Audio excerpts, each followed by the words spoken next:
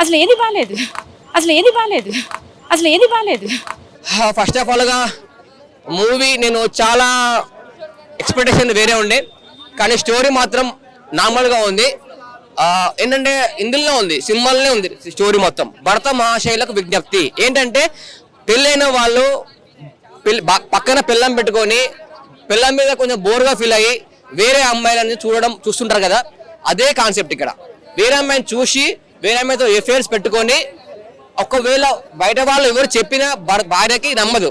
నేను నమ్మను, మా ఆయన అలాంటి వాడు కాదు అన్నందుకు ఇతను రియలైజ్ అయ్యి నేను తప్పు చేసిన, నిజంగా వాళ్ళు చెప్పింది నిజమే, నేను అనుకోకుండా ఇట్లా అయిందని చెప్తే తన భార్య రియాక్షన్స్ ఎలా ఉంటుందో అదే స్టోరీ.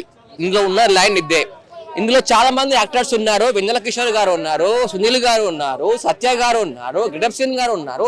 చాలా మంది యాక్టర్స్ ఉన్నారు. కానీ చాలా మంది యాక్టర్స్ లో కామెడీ సింక్ అయింది. సాంగ్స్ బాగున్నాయి, స్టోరీ అంటే అంతే.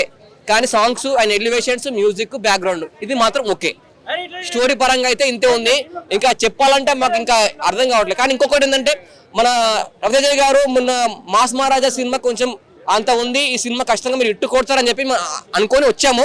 కానీ చాలా మంది డిసప్పాయింట్ లో ఉన్నారు ఫ్యాన్స్. కొంచెం మీరు ఇంకా కొద్దిగా భావిస్తే బాగుండు.